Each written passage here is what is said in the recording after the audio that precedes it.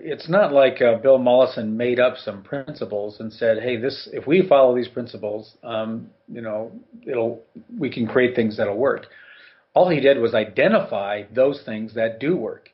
Um, and so we just look at I mean, that's why he says the greatest classroom in the world is the natural environment.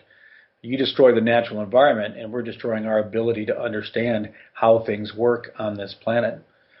So all of the principles are a reflection of how things work on the planet, and and so all of our future, if we're going to have one, is going to have to be based on that. We have to find ways to provide the energy we need with current sunlight, and if we're going to do that, there's harvesting, this year's sunlight. If you figure that a piece of wood is sunlight that was harvested over the last few years. And that energy from the sun was converted into wood and stored as wood, whereas oil was also was something made out of carbon, usually algae, but in some cases coal was maybe wood or something.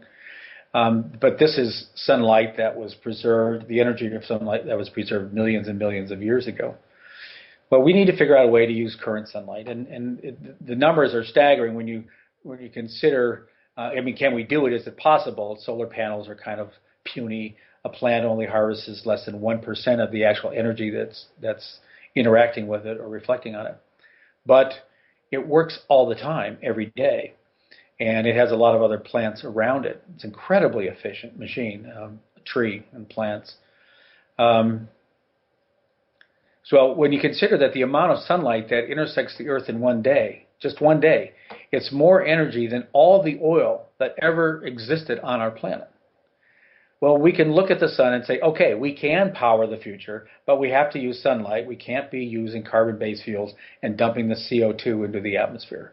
So right off the bat, there's a line of work for all kinds of people, and it's not just in solar panels. It's how do you convert wood mass into heat? Look at the work that people are doing with compost piles. Ground up wood chips and grass and manure, put in a pile, and all of a sudden you got heat. You run a coil through that, plastic or some kind of a pipe through there. It could be copper. And what comes out the other end is hot water. And if the pile's big enough, you could heat your house with it, for that matter. Well, that's just one example. There's downdraft gasification systems. There are rocket stoves being made now. All of these using small amounts of biomass to create the energy that we need. The next step is energy conservation. Look at all the jobs related to that, and insulating homes and finding efficient ways to use smaller spaces and still feel a sense of expansiveness. But Passive House, that comes out of Germany, uses 90% less energy than the average American home. Well, we have to find ways to use a lot less energy. And then in the growing of food, I'm surrounded by industrial agriculture, and I'll just tell you right now, some of the nicest people I know are my neighbors, and they're our farmers that are doing industrial agriculture, and we know that there are a lot of problems with industrial agriculture. Number one being the loss of topsoil, and number two, the number and the amount of chemicals necessary and the damage that they're doing to grow these crops. But they're just doing what they were taught by industry and by universities, and they can continue farming that way, provided we find another source of fuel, and two, they find a way to hold the topsoil and find a way to do it without using poisonous chemicals. Well, then we can continue to farm the way we are. But I think farms of the future are going to be a lot smaller, they're going to be a lot more efficient, and they're going to use natural systems. And permaculture is about creating systems that require very little work compared to, per pound of food or per calorie than what we use now. Industrially, it takes like 50 calories to produce 1 calorie of food on the American food plate today. We're not eating food, we're eating energy, we're eating oil. Whereas, original farmers could produce 4 calories of food for every calorie of labor they put in to their work. This is 200 years ago. Well, in permaculture, we're looking for every calorie of labor put in, getting 25 calories of food out.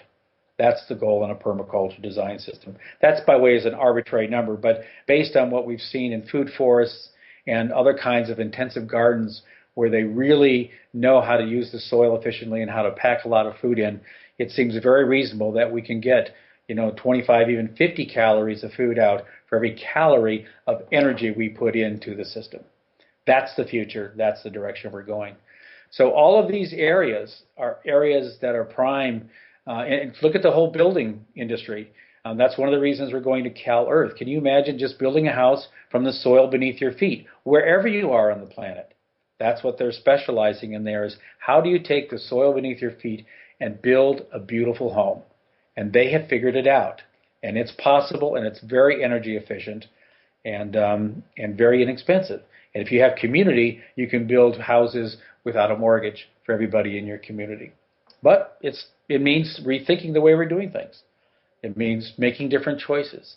It means pulling ourselves out of the illusion, pulling ourselves out of the dream that we call, our culture, our Western civilization, and redesigning it. I'm not talking about throwing it away. I'm talking about redesigning it and making different choices.